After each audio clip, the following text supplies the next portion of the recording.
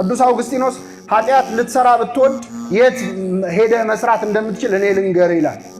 ኃጢአት ለመስራት ከፈለግ እግዚአብሔር የሌለበት ቦታ ፈልገህ ስራ ይላል። ባጭሩ እግዚአብሔር የሌለበት ቦታ አለ። ስለዚህ ኃጢአት ምን አትበል ማለት በሁሉ ምሉ ነው እግዚአብሔር። ግን ደግሞ በረድኤት የሚገለጥባቸው ቦታዎች አሉ። የተወሰነ ቦታ መርጦ እንግዲህ ለትህትናውም ነው፣ ሁለተኛ ለነጻ ፈቃዳችንም ነው። አሁን እኛ እግዚአብሔር በሁሉ የሞላ ነውና በሁሉም ቦታ ብቻ ይገኛል ተብሎ የተለየ ቦታ እንደ ቤተክርስቲያን ያለ ቦታ ባይኖር መርጠን መሄድ አንችልም። ለምን? እግዚአብሔር በሁሉ ምን ያለ ስለሆነ። ስለዚህ ነጻ ፈቃዳችንንም ኤክሰርሳይዝ ለማድረግ የምንችለው በተወሰነ ቦታ እግዚአብሔርን ለማግኘት የምንሄድበት ወደም ፈቅደን የምንሄድበት።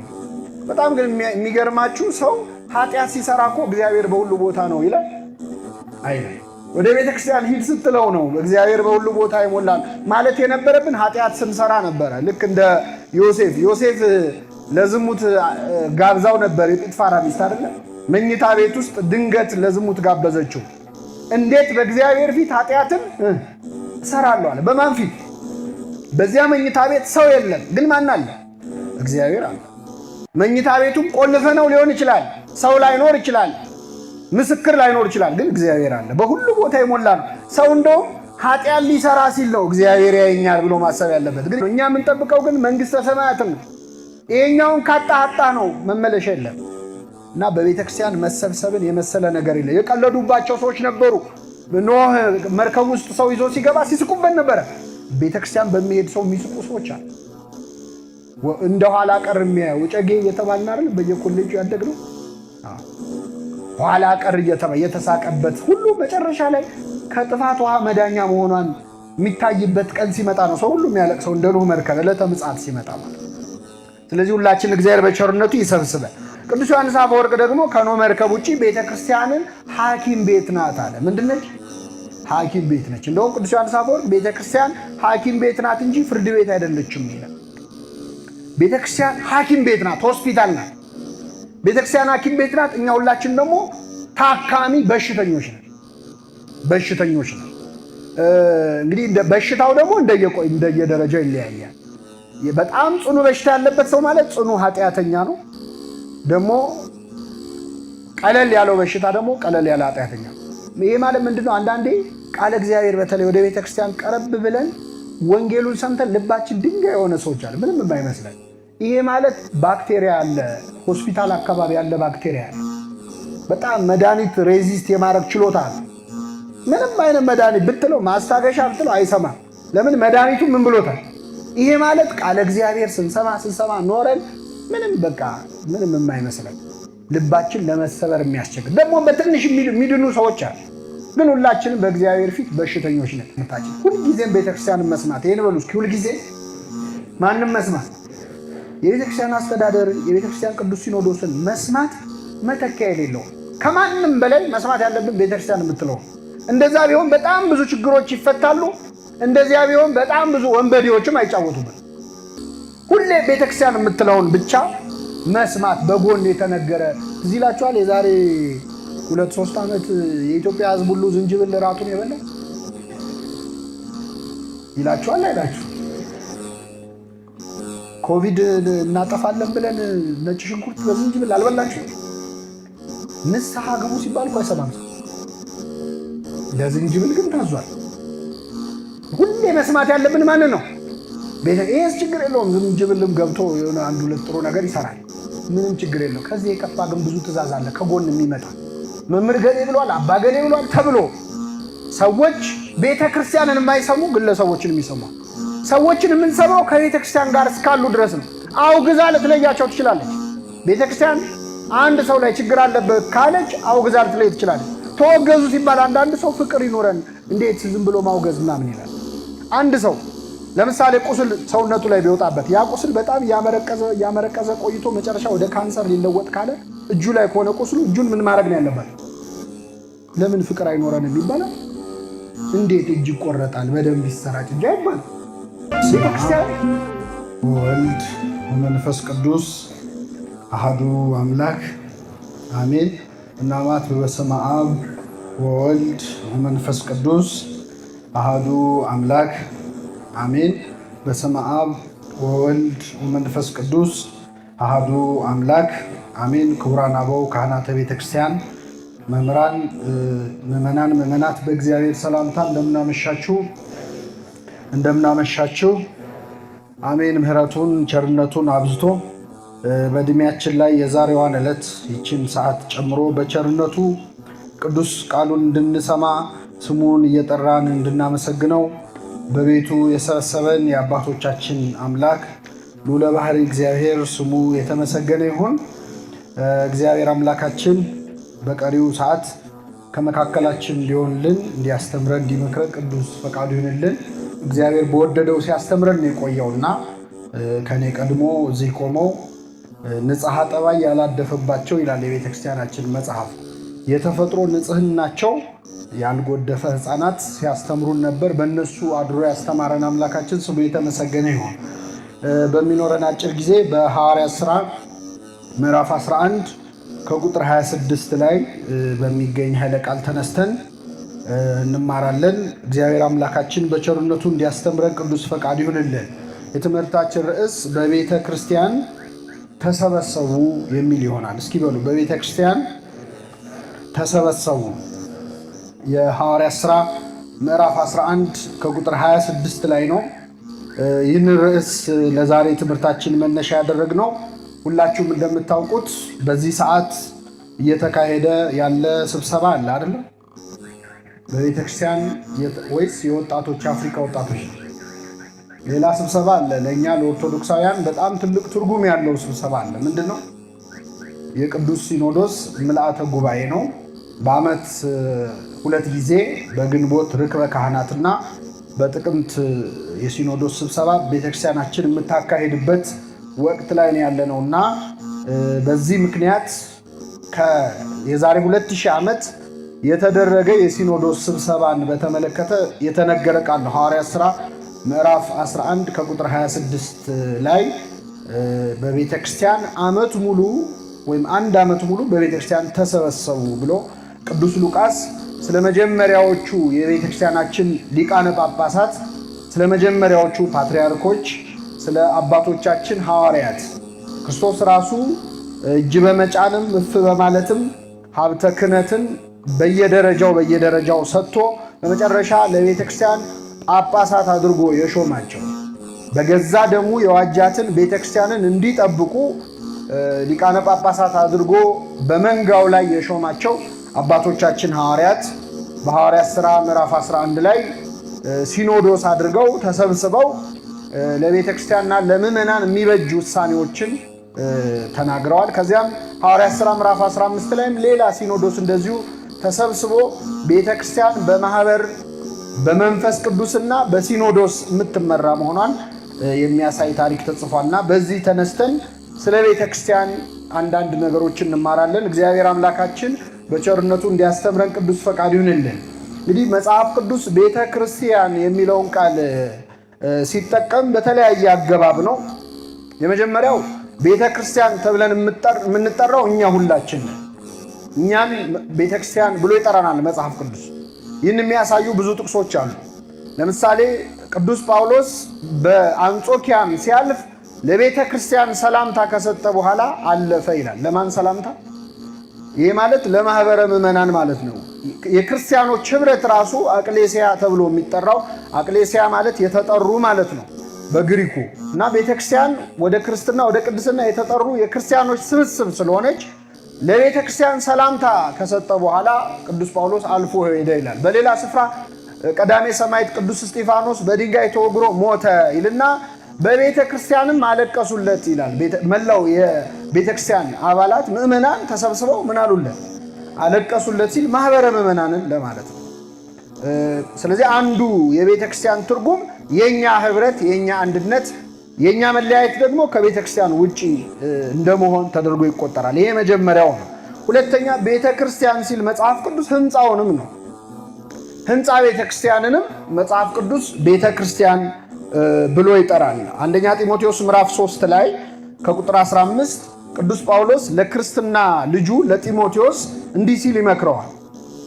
አንደኛ ጢሞቴዎስ ምዕራፍ 3 ቁጥር 15 በእግዚአብሔር ማደሪያ ቤት መኖር እንዴት እንደሚገባ ታውቅ ዘንድ ጽፍልሃለሁ ይላል። በማን ማደሪያ ቤት? በእግዚአብሔር ማደሪያ ቤት። የእግዚአብሔር ቤት በሆነችው በእግዚአብሔር ማደሪያ ቤት መኖር እንዴት እንዳለብህ እንድታውቅ እጽፍልሃለሁ ይልና ቤቱም የእውነት አምድና መሰረት የሕያው እግዚአብሔር ቤተክርስቲያን ነው ይላል። በዚህ ስፍራ ቤተክርስቲያን ተብላ የተጠራችው ህንፃ ቤተክርስቲያን ነው። ከማህበረ ምዕመናን ይልቅ ይህ ቃል የሚቀርበው ለቤተክርስቲያን ነው። ምክንያቱም በቤተክርስቲያን እንዴት መኖር እንደሚገባህ ነው ያለው አይደል? ስለዚህ ቦታ ነው፣ የሚኖርበት ቤት ነው፣ የሚገባ የሚወጣበት ነው። በዛ ስፍራ ላይ እንዴት አይነት አኗኗር ልትኖር እንደሚገባህ መክረሃለሁ ብሎ ቤቱም የእውነት አምድና መሰረት የሕያው እግዚአብሔር ቤተክርስቲያን ነው ይላል። ሁለተኛ የቤተክርስቲያን ትርጉም ህንፃ ቤተክርስቲያን ነው። ቤተክርስቲያን ሌላ ስሟ ቤተ እግዚአብሔር ወይም የእግዚአብሔር ቤት ትባላለች። ደስ የሚለው እግዚአብሔር በቸርነቱ በእኛ ስም ነው የጠራት። ቤተ ክርስቲያን ማለት ምን ማለት ነው? አቤት የክርስቲያኖች ቤት አይገርማችሁ? የእኛ ቤት ተብላ ተጠርታለች። ለምን ካላችሁ ብዙ ምክንያት አለ። ቤተ ክርስቲያን ብሎ የጠራት ቤታችን እንደሆነች እንዲሰማን ነው። ሰው አሁን ቤተክርስቲያን ለመሄድ ጊዜ የለኝም አለ ማለት ወዴት ለመሄድ ጊዜ የለኝም እያለ ቤቱ አይገባም ማለት ነው። በአጭሩ መንፈሳዊ ጎዳና ተዳዳሪ እንበለው። አንድ ሰው ቤተክርስቲያን የማይመጣ ከሆነ መንፈሳዊ ስደት ላይ ነው ያለው። ቤቱ አይገባም። ቤት ለመግባት ጊዜ አናጣ። ምንም ቢሆን ዞረው መግቢያችን ቤታችን ነች። እግዚአብሔር ቤቱን ቤተ ክርስቲያን ብሎ የጠራት ለክርስቲያን ሁሉ ቤቱ እንደሆነች እንዲሰማው። ይሄ የትህትናውን መጠን ነው የሚያሳየው። የእግዚአብሔር ቤት ደግሞ ተብሎ ተጠርቷል። ይህን ለምንድን ነው የምናነሳው? አንዳንድ ሰው የግድ እኮ ቤተክርስቲያን መሄድ አያስፈልግም፣ እግዚአብሔር በሁሉ ቦታ ምን ያለ ነው የሞላ ነው እና በሁሉም ቦታ የትም ሆኜ ብጠራው የግድ እኮ ቤተክርስቲያን በሄዳ አይደለም ብለው ሰዎች ወደ ቤተክርስቲያን የሚሄድ ሰው ላይ ይዘብታሉ፣ ወደ ቤተክርስቲያን መሄድን ያቃልላሉ። እግዚአብሔር ግን የተወሰነ ቦታ መርጦ ቤቴ ብሎ ጠርቷል። መጽሐፍ ቅዱስ በዚህ ግልጽ የሆነ መጽሐፍ ነው። ነቢየ እግዚአብሔር ዳዊት ምን አለ? ወደ እግዚአብሔር ቤት እንሂድ ባሉኝ ጊዜ ምን አለ? ወደ ማን ቤት አለው ማለት ነው። እግዚአብሔር በሁሉ እኮ የሞላ ነው፣ ምሉ ነው እግዚአብሔር። እሱ የሌለበት የትም የለም። ቅዱስ አውግስጢኖስ ኃጢአት ልትሰራ ብትወድ የት ሄደ መስራት እንደምትችል እኔ ልንገር ይላል። ኃጢአት ለመስራት ከፈለግ እግዚአብሔር የሌለበት ቦታ ፈልገ ስራ ይላል። ባጭሩ እግዚአብሔር የሌለበት ቦታ አለ። ስለዚህ ኃጢአት ምን አትበል ማለት ነው። በሁሉ ምሉ ነው እግዚአብሔር። ግን ደግሞ በረድኤት የሚገለጥባቸው ቦታዎች አሉ። የተወሰነ ቦታ መርጦ እንግዲህ ለትህትናውም ነው፣ ሁለተኛ ለነጻ ፈቃዳችንም ነው። አሁን እኛ እግዚአብሔር በሁሉ የሞላ ነውና በሁሉም ቦታ ብቻ ይገኛል ተብሎ የተለየ ቦታ እንደ ቤተክርስቲያን ያለ ቦታ ባይኖር መርጠን መሄድ አንችልም። ለምን? እግዚአብሔር በሁሉ ምን ያለ ስለሆነ። ስለዚህ ነጻ ፈቃዳችንንም ኤክሰርሳይዝ ለማድረግ የምንችለው በተወሰነ ቦታ እግዚአብሔርን ለማግኘት የምንሄድበት ወደን ፈቅደን የምንሄድበት። በጣም ግን የሚገርማችሁ ሰው ኃጢአት ሲሰራ እኮ እግዚአብሔር በሁሉ ቦታ ነው ይላል አይደል? ወደ ቤተክርስቲያን ሂድ ስትለው ነው እግዚአብሔር በሁሉ ቦታ ይሞላል ማለት የነበረብን ኃጢአት ስንሰራ ነበረ። ልክ እንደ ዮሴፍ ለዝሙት ጋብዛው ነበር። የጲጥፋራ ሚስት አይደለ? መኝታ ቤት ውስጥ ድንገት ለዝሙት ጋበዘችው። እንዴት በእግዚአብሔር ፊት ኃጢአትን እሰራለሁ አለ። በማን ፊት? በዚያ መኝታ ቤት ሰው የለም፣ ግን ማን አለ? እግዚአብሔር አለ።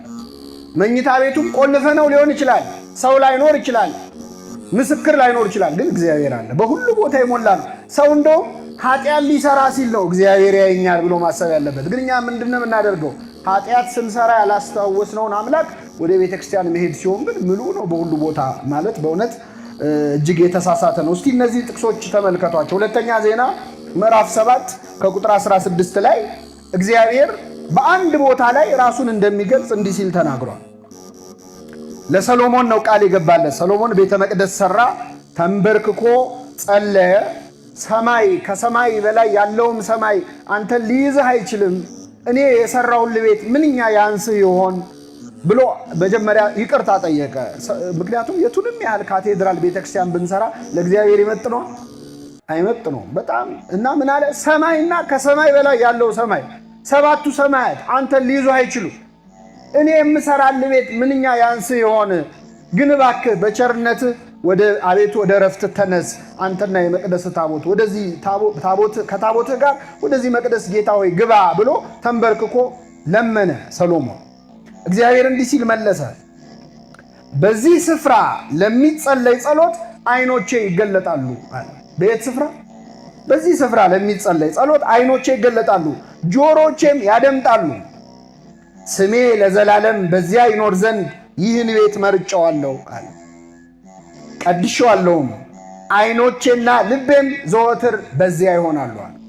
የእግዚአብሔር ዓይኑ የእግዚአብሔር ልቡ በቤተ መቅደሱ ውስጥ እንደሚሆን ራሱ እግዚአብሔር ተናግሯል። ለዚህ ነው አሁን ቤተክርስቲያናችን አሁን ቀረ እንጂ የከተማ አብያተ ክርስቲያናት በጥንቱ ስርዓት መቅደስ ላይ የሰጎን እንቁላል ይደረጋል አይደል? ጉልላት ላይ ለምንድን ነው የሚደረገው? ሰጎን እንቁላል ከጣለች በኋላ ዓይኗን አትነቅልም ከእንቁላሉ እስኪፈለፈል ድረስ። እግዚአብሔርም ከቤተ ክርስቲያን ዓይኑን አይነቅልም። ዓይኔም ልቤም ዘወትር በዚህ ስፍራ ይሆናል፣ እዚህ ቦታ ላይ መጥተው ለሚጸልዩት ጸሎት ምላሽ እሰጣለሁ ብሎ ቃል ስለገባ ነው የሰጎን እንቁላል የምታደርገው ቤተክርስቲያን። በእኛም በግብፅ ቤተክርስቲያንም ይደረጋል እና በተወሰነ ስፍራ እግዚአብሔር በረድኤት ራሱን ይገልጣል። በሁሉ የሞላ ቢሆንም ግን ደግሞ በቦታ የተወሰነ። አሁን በሳይንስ እንየው ብንል ለምሳሌ እኛ ውሃ እንጠጣለን፣ ግን የምንተነፍሰው አየር ውስጥ ውሃ አለ የለ? ኬሚስትሪ የሆነባቸው የምንተነፍሰው አየር ውስጥ ውሃ አለ የለ? አለ። እንግዲህ የቤተክርስቲያን ትርጉም አንደኛ ማኅበረ ምዕመናን ማለት ነው አልን። ሁለተኛ ሕንፃ ቤተክርስቲያን ማለት ነው አልን። ሶስተኛው ዛሬ ይህን ትምህርት እንድንማር ምክንያት የሆነን ቤተ ክርስቲያን ብሎ መጽሐፍ ቅዱስ ሲጠራ የቤተ ክርስቲያንን አስተዳደር ነው። ቤተ ክህነቱን፣ ቅዱስ ሲኖዶሱን፣ አበው ሊቃነ ጳጳሳትን መጽሐፍ ቅዱስ ቤተ ክርስቲያን ብሎ ይጠራቸዋል። በዚህ አሁን በማነብላችሁ ጥቅስ ላይ ይህ በግልጽ ይታያል። ወንድምህ ቢበድልህ ይላል መጽሐፍ ቅዱስ። ከማህበራዊ ሕይወታችንን እንዴት ጥሩ አድርገን እንድንመራ ይመራናል። ምንድነው የሚለው? ወንድምህ ቢበድልህ መጀመሪያ አንተና እሱ ሆናችሁ ቁጭ ብላችሁ ምከረው። አልሰማ ካለህ ሌላ አንድ ሰው ጨምረህ ንገረው። አሁንም አልሰማ ካለህ ለቤተ ክርስቲያን ንገራት ይላል። ለማን ንገራት? ለቤተ ክርስቲያን ንገራት። ቤተ ክርስቲያንን ባይሰማ ግን እንደ አረመኔና እንደ ቀራጭ ይሁንልህ ይላል። ይህ በጣም ጥሩ ነው። ብዙ ጊዜ እኛ ሰው ሲያስቀይመን መጀመሪያ ቁጭ አድርገን ማናገር ያለብን ማንን ነው? ሰውየው ነው። እኛ ግን የምናደርገው መጀመሪያ ለአገር እናወራለን። ለአገር አውርተን ኧረ ተው ተው ታረቁ ተው ተው ሲል ነው ገልብጠነዋል። ግን ምንድነው ያለው መጽሐፍ ቅዱስ? መጀመሪያ ለሱ ንገረው፣ ቀጥሎ ሰው ጨምረ ንገረው፣ ሶስተኛ ግን ለቤተ ክርስቲያን ንገራት አለ። ለማን ንገራት? አሁን ቤተ ክርስቲያን ያለው ለማን ነው ነው? ለህንፃው ንገረው ሊለን አይችልም። ህንፃ ቤተ ክርስቲያን አይሰማም አይለማም። ለምእመናን ለማህበረ ምእመናን ንገር አይልም። ምክንያቱም ለህዝብ ማውራት ስለሚሆን አንተና እሱ ብቻችሁን ሆናችሁ ካለ በኋላ ለህዝብ ተናገር አይልም። ስለዚህ ቤተ ክርስቲያን ብሎ የሚጠራው ማንን ነው? ቤተ ክህነቱን ነው፣ አስተዳደሩን ነው፣ አባቶችን ነው።